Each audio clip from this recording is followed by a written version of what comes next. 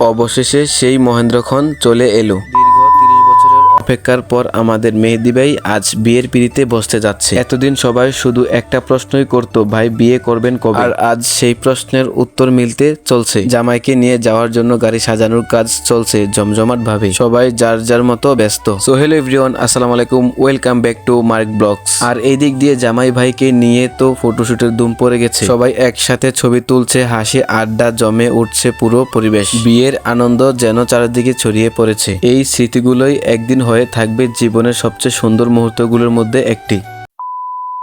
বিয়ের যাত্রা শুরু করার আগে আমরা চলে এলাম পাম্পে গাড়িতে গ্যাস নেওয়ার জন্য। গ্যাস নেওয়ার ফাঁকে শুরু হয়ে গেল আমাদের আড্ডা আর মজার মুহূর্তগুলো। কেউ খুনছুটি করছে, আবার কেউ জামাইকে নিয়ে মজা করছে। এরই মধ্যে টুকটাক খাওয়া দাওয়া হয়ে গেল। ব্যস্ততার মাঝেও সবাই একটু সময় বের করে আনন্দ করে নিলাম। তবে কিছু ভালোবাসা আর আনন্দের অংশ।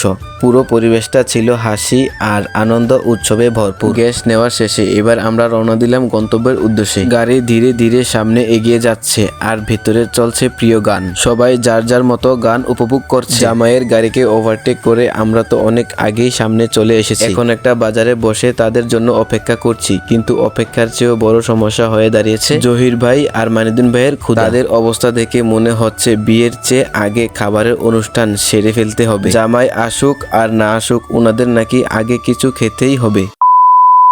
অবশেষে দীর্ঘ যাত্রা শেষে আমরা পৌঁছে গেলাম বিয়ে বাড়িতে। গাড়ি থেকে নামার আগে সবার মধ্যে উত্তেজনা কাজ করছিল। কে আগে নামবে, কে আগে বাজি ধরাবে, এ নিয়ে যেন ছোটখাটো প্রতিযোগিতা শুরু হয়ে গেল। গেটের সামনে পৌঁছে শুরু হয়ে গেল বাজি ফাটানোর অনুষ্ঠান। এক একজন এমন ভাব নিয়ে বাজি ধরাচ্ছে যেন আজকে পুরো বিয়ের দায়িত্ব তাদের কাঁধেই। আর বাজি শব্দে আশপাশের মানুষ বুঝে গেল, হ্যাঁ, বরযাত্রী চলে এসেছে। বাজি ফাটানোর পর জামাইকে নিয়ে আমরা ঢুকছি বিয়ে বাড়ির ভিতরে। তবে এত সহজে কি জামাইকে প্রবেশ করতে দেওয়া হবে? সামনে অপেক্ষা করছে শালীদের স্পেশাল চেকপোস্ট। এই ছিল আজকের পুরো দিনের গল্প। সকাল থেকে শুরু করে বিয়ে বাড়িতে পৌঁছানো, পথের মজা আর আড্ডা, হাসাহাসি আর নানান স্মরণীয় মুহূর্ত, সবকিছু মিলিয়ে দিনটা সত্যিই দারুণ কেটেছে। আর আমরা খাওয়া দাওয়ার শেষে এখানে বসে রেস্ট নিতেছি। সো গাইস, ভিডিওটার কোন পার্টটা সবচেয়ে বেশি ভালো লাগলো সবাই কমেন্টের মধ্যে জানাবেন। আর ভালো লাগলে চ্যানেলটা সাবস্ক্রাইব করে আমার পাশে দেখবেন। সবাইকে থ্যাঙ্কস ফর ওয়াচিং। আল্লাহ হাফেজ।